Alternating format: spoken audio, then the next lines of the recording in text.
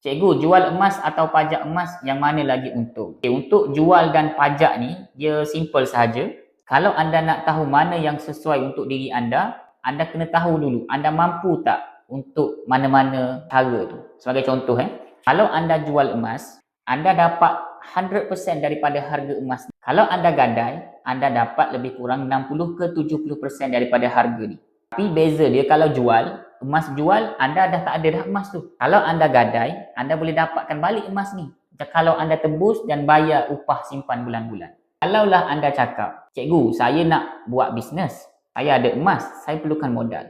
Kalau saya gadai, bagus tak? Bagus kalau anda mampu untuk bayar upah setiap bulan dan anda mampu kumpul balik duit untuk tebus emas yang dah gadai.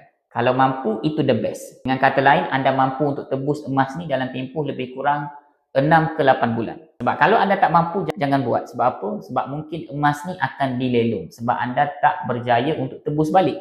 Untuk orang yang tak mampu, contoh, saya ni nak buat bisnes tapi saya tak tahulah ada duit balik tak nak ambil emas ni. Better anda jual sahajalah. Jual yang peace of mind lah, anda tak perlu risau apa-apa dah. Jadi jual dan gadai ni sebenarnya dua-dua bagus, dia mengikut keadaan anda sendiri. Jadi kalau anda yang tengok video ni, kalau rasa bermanfaat, anda boleh share dan tag kawan-kawan. Kalau nak lebih banyak belajar ilmu emas dan kewangan, teruskan follow saya. Kalau nak menyimpan emas, boleh isi beg biru di bawah, nanti saya akan bantu.